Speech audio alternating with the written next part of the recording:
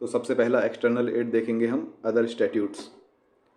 For the purpose of interpretation और construction of a statutory provision, courts can refer to और can take help of other statutes. It is also known as statutory aids. किसी statutory provision को, किसी section को construct करने के लिए या उसे इंटरप्रेट करने के लिए, उसका मीनिंग पता लगाने के लिए कोर्ट्स जो हैं किसी और स्टैट्यूट की हेल्प ले सकते हैं, किसी और कानून की हेल्प ले सकते हैं, या फिर किसी और कानून को रेफ़र कर सकते हैं। इस चीज़ को स्टैट्यूटरी एड्स भी कहते हैं। किसी और कानून की हेल्प लेना मतलब कि स्टैट्यूटरी एड।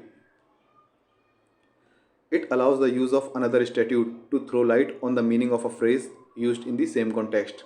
जैसे मान लीजिए या कोई एक्ट है, कानून है एक्ट ए, एक दूसरा कानून है एक्ट बी। इस कानून में मान लीजिए कोई वर्ड है, वर्ड वर्ड वर्ड ही मान लेते हैं, वर्ड। इसमें भी सेम वर्ड है वर्ड। अब दोनों ही वर्ड जो हैं सेम कॉन्टेक्स्ट में यूज़ किए गए हैं, इस एक्ट में भी सेम कॉन्टेक्स्ट में और उसी सेम कॉन्टेक्स्ट में इस एक्ट में भी। तो हम इस ए में जो वर्ड है इसका मीनिंग पता लगाने के लिए हम दूसरे एक्ट के वर्ड की हेल्प ले सकते हैं, क्योंकि दोनों ही सेम कॉन्टेक्स्ट में यूज़ किए गए हैं, सेम वर्ड हैं।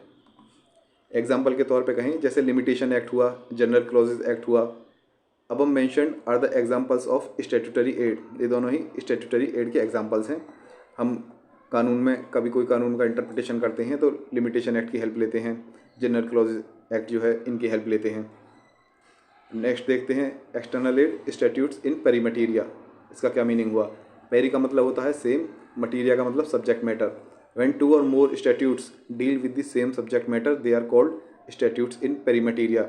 यदि दो या दो से ज़्यादा स्टैट्यूट्स, कानून जो हैं एक ही सब्जेक्ट मैटर से डील करते हैं, सेम सब्जेक्ट मैटर से डील करते हैं, तो वह कहलाते हैं स्टैट्यूट्स इन पेरीमटीरिया।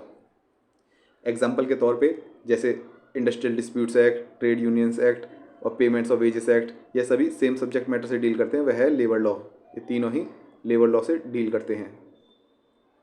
दूसरा एग्जाम्पल, भारतीय न्याय संहिता, भारतीय नागरिक सुरक्षा संहिता, भारतीय साक्ष्य अधिनियम, यह सभी एक ही सब्जेक्ट मैटर से डील करते हैं, वह है क्रिमिनल लॉ।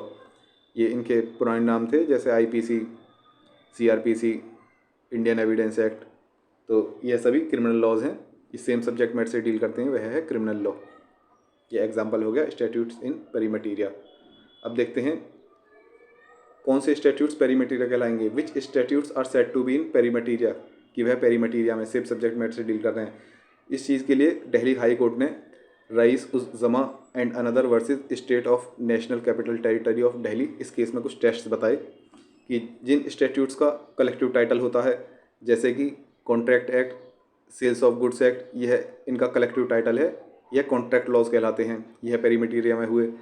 जैसे भारतीय न्याय संहिता, भारतीय नागरिक सुरक्षा संहिता, भारतीय साक्ष्य अधिनियम, यह सभी क्रिमिनल लॉज हुए, इनका भी कलेक्टिव टाइटल है, कलेक्टिवली क्रिमिनल लॉज कहलाते हैं। तो ये कहलाएंगे स्टैट्यूट्स इन पेरीमटीरिया। दूसरा टेस्ट है कंस्ट्रूड एज वन, जो एक ही माने जाते हैं, जैसे advocates act, advocates amendment act, ये एक ही एक्ट हैं, तो ये स्टैट्यूट्स इन पेरीमटीरिया माने जाएंगे। नेक्स्ट टेस्ट है सेम शॉर्ट टाइटल लेकिन ईयर डिफरेंट हो, जिनका शॉर्ट टाइटल सेम हो लेकिन ईयर डिफरेंट हो, जैसे कंपनीज एक्ट 1956 और कंपनीज एक्ट 2013। शॉर्ट टाइटल दोनों का सेम है लेकिन इनका ईयर जो है वह डिफरेंट है, तो यह भी स्टैट्यूट्स इन पेरीमटीरिया कहलाएंगे। Deal with the same subject matter on the same lines, जो सेम सब्जेक्ट मैटर से डील करते हैं सेम लाइन पे, जैसे इंडस्ट्रियल डिस्प्यूट्स एक्ट और ट्रेड यूनियंस एक्ट, यह सेम सब्जेक्ट मैटर और सेम लाइन पे डील करते हैं, वह है इंडस्ट्रियल रिलेशंस पे, इनका सब्जेक्ट मैटर सेम है और डील करते हैं सेम लाइन पे।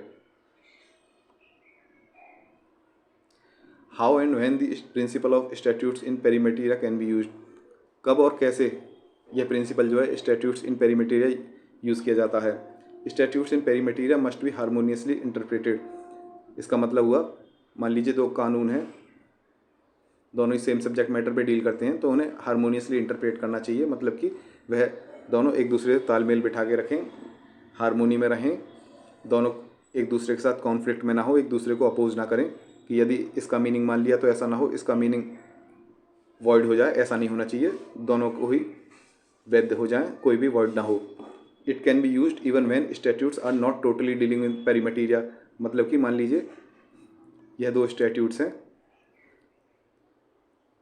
इन दोनों में कुछ पोर्शन सेम है, बाकी पोर्शन पूरा डिफरेंट है, तो ज़रूरी नहीं कि सारा का सारा मैटर जो है सेम होना चाहिए, सब्जेक्ट मैटर टोटली सेम होना चाहिए, ऐसा ज़रूरी नहीं है। It can be used even when statutes are not totally dealing in pari materia. कुछ भी पोर्शन अगर सेम है तो उसकी हेल्प ली जा सकती है।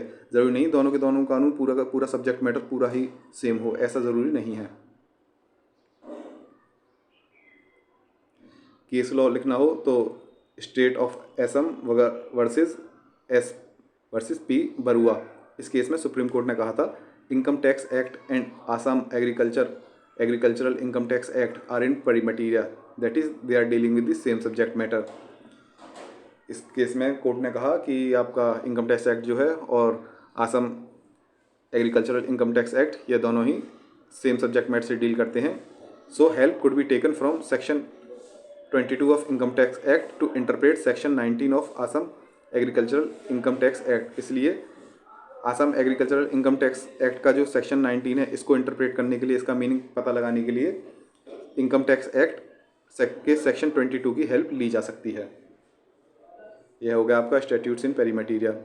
अब नेक्स्ट लेक्चर में देखेंगे हम parliamentary history, historical facts and surrounding circumstances.